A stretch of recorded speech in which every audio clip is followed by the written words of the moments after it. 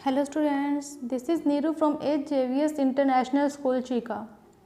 आज हम करेंगे unit 4 topic activation energy of reactions.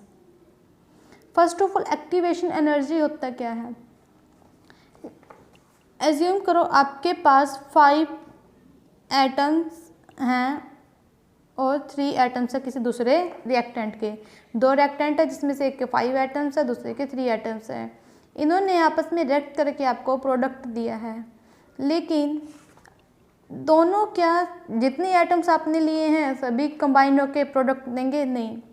Actually में ये रिएक्टेंट ए के एटम रिएक्टेंट बी के एटम से टकराएंगे और इनके कोलिजन पर, इनके टकराने के बाद कुछ एनर्जी निकलती है। अगर वो एनर्जी इतनी सफिशिएंट है कि वो प्रोडक्ट दें तो प्रोडक्ट बनता है, अदरवाइज प्रोडक्ट आपका नहीं बनेगा। तो रिएक्टेंट से आपको प्रोडक्ट बनाना है तो एक एनर्जी बैरियर क्रॉस करना पड़ता है। अगर एटम्स आपस में कोलाइड करके इतनी एनर्जी एमिट कर रहे हैं कि वो इस एनर्जी बैरियर को क्रॉस कर दें तो आपका प्रोडक्ट बनेगा, अदरवाइज प्रोडक्ट नहीं बनता। तो कोलिजन के बाद इतनी एनर्जी तो निकले कि एनर्जी सफिशिएंट हो प्रोडक्ट बनाने के लिए। ना threshold energy, minimum energy which the colliding molecule must have in order that the collision between them may be effective. Threshold energy होती है कि वो मिनिमम एनर्जी जो मॉलिक्यूल्स के कोलाइड होने के बाद निकले ताकि उनके बीच की कोलिजन इफेक्टिव कोलिजन हो। और इफेक्टिव कोलिजन कौन सी होती है? उन एटम्स की कोलिजन जिनकी कोलिजन के बाद प्रोडक्ट बने, उनसे इतनी एनर्जी निकले, सफिशिएंट एनर्जी निकली कि वो प्रोडक्ट दे रहे हैं, तो कोलिजन को हम बोलते हैं इफेक्टिव कोलिजन। एज्यूम करो इसके 2 एटम्स और उसके 2 एटम आपस में कोलाइड करके इतनी एनर्जी दे रहे हैं कि वो एनर्जी बैरियर को क्रॉस कर जाए, तो इन 2 एटम्स की जो कोलिजन है वो इफेक्टिव कोलिजन होगी। तब उसको हम बोलते हैं, उस मिनिमम एनर्जी को हम बोलते हैं थ्रेशोल्ड फ्रीक्वेंसी कि एटम्स के बीच की कोलिजन इफेक्टिव कोलिजन हो। Activation energy, minimum extra amount of energy. Assume करो यहाँ पे 5, हम चाहते हैं कि 5 के 5 एटम्स प्रोडक्ट दें। यहाँ पे 2 एटम्स ने दिया था लेकिन 3 एटम्स ने नहीं दिया, तो हमें क्या करना पड़ेगा, उन 3 एटम्स को कुछ एक्स्ट्रा एनर्जी देनी पड़ेगी ताकि उन 3 एटम्स के बीच की कोलिजन भी इफेक्टिव कोलिजन हो और वो भी कोलिजन के बाद एनर्जी बैरियर क्रॉस करके प्रोडक्ट दें। तो जो आपको एक्स्ट्रा एनर्जी देनी पड़ रही है उसको हम बोलते हैं एक्टिवेशन एनर्जी। तो एक्टिवेशन एनर्जी क्या हुआ? Minimum extra amount of energy absorb by reactant molecule so that their energy becomes equal to threshold energy. वो मिनिमम एनर्जी जो रिएक्टेंट मॉलिक्यूल्स को एब्जॉर्ब करनी पड़ती है ताकि उनकी एनर्जी थ्रेशोल्ड एनर्जी के इक्वल हो जाए। एक्टिवेशन एनर्जी कितनी होगी? जो एक्स्ट्रा एनर्जी देनी पड़ी है कितनी देनी पड़ेगी? थ्रेशोल्ड एनर्जी माइनस जो रिएक्टेंट की खुद की काइनेटिक एनर्जी थी। Threshold energy minus average kinetic energy. यहाँ पे ग्राफ दिया है आपको, रिएक्टेंट, प्रोडक्ट और ये आपका एनर्जी बैरियर।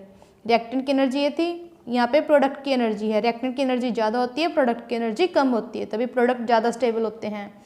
ये थ्रेशोल्ड एनर्जी, यानी कि रिएक्टेंट की कोलिजन के बाद अगर थ्रेशोल्ड एनर्जी है, ET है, तब वो एनर्जी बैरियर क्रॉस करके इजीली प्रोडक्ट देंगे। तो ताकि रिएक्टेंट की एनर्जी ET हो जाए, थ्रेशोल्ड एनर्जी हो जाए, हमने उसको एक्स्ट्रा एनर्जी दी। वो एक्स्ट्रा एनर्जी कितनी दी? EA। ये आपकी एक्टिवेशन एनर्जी। अब रिएक्टेंट की एनर्जी थ्रेशोल्ड एनर्जी होगी तो कोलिजन के बाद आपको प्रोडक्ट दिया है।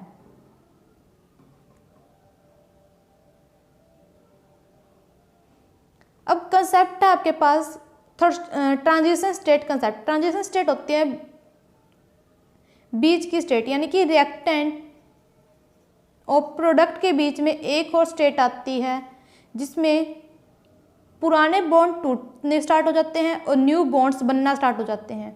उस स्टेट को हम बोलते हैं ट्रांजिशन स्टेट और इंटरमीडिएट स्टेट। यहाँ पे आपके पास 2 रिएक्टेंट है A एंड B। A और A के बीच में बॉन्ड था, B और B के बीच में बॉन्ड था। यहाँ पे आप देखोगे A और A के बीच का बॉन्ड टूटना स्टार्ट हो गया है और B के बीच का बॉन्ड भी टूटना स्टार्ट हो गया है, लेकिन A का B के साथ बॉन्ड बनना स्टार्ट हो गया है। फाइनली आपको 2AB प्रोडक्ट मिल जाएगा। तो ये जो स्टेटस को बोलते हैं ट्रांजिशन स्टेट और एक्टिवेटेड कॉम्प्लेक्स, और you can say intermediate. Next topic is temperature dependence of the rate of reaction, यानी कि रेट कांस्टेंट के ऊपर टेम्परेचर का क्या इफेक्ट पड़ता है, और यू कैन से अर्हेनियस इक्वेशन। पहले हम इसको ग्राफ से स्टडी करेंगे।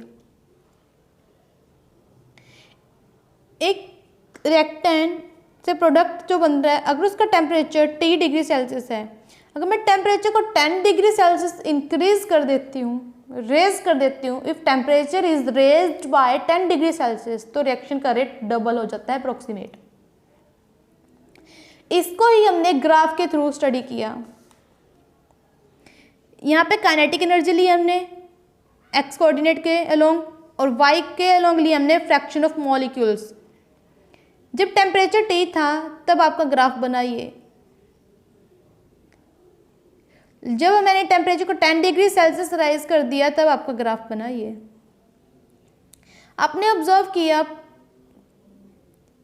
जब टेम्परेचर T था तो ऐसे मॉलिक्यूल जिनकी एनर्जी बहुत कम थी, ऐसे मॉलिक्यूल्स बहुत ज़्यादा थे, लेकिन 10 डिग्री सेल्सियस रेज करने के बाद ऐसे मॉलिक्यूल जिनकी एनर्जी बहुत कम है वो भी कम हो गए। पहले जब टेम्परेचर T था तो जिन मॉलिक्यूल्स की एनर्जी बहुत ज़्यादा थी वो बहुत कम थे, लेकिन टेम्परेचर इंक्रीज होने से ज़्यादा एनर्जी वाले पार्टिकल्स भी इंक्रीज हो गए। ये है मैक्सिमम पीक वैल्यू। एनर्जी कम थी, काइनेटिक एनर्जी पार्टिकल्स की कम थी, लेकिन उसको प्रोसेस करने वाले पार्टिकल्स ज़्यादा थे। जैसे टेम्परेचर को 10 डिग्री सेल्सियस रेज किया, काइनेटिक एनर्जी तो इंक्रीज होगी, लेकिन उस एनर्जी को प्रोसेस करने वाले नंबर ऑफ पार्टिकल्स कम हो गए। कर्व अप्रोक्सीमेट फ्लैट होगी और कर्व के अंडर एरिया इंक्रीज हो गया। यहाँ से पता लगता है हमें कि अगर टेम्परेचर को 10 डिग्री सेल्सियस रेज कर दें तो आपका rate of reaction approximate double हो जाता है। क्यों? बिकॉज इफेक्टिव कोलिजन भी इंक्रीज हो जाती है, बिकॉज पार्टिकल की एनर्जी इंक्रीज हो गई, और पार्टिकल की एनर्जी इंक्रीज होने से इफेक्टिव कोलिजन इंक्रीज होगी, जिससे कि आपको प्रोडक्ट भी ज़्यादा मिलेगा। ये दोनों टॉपिक आपको अच्छे से रीड करने हैं और अपने नोट्स में राइट भी करने हैं विद ग्राफ भी इनका ड्रॉ करना है। If you have any problem then you can discuss to me. Thank you.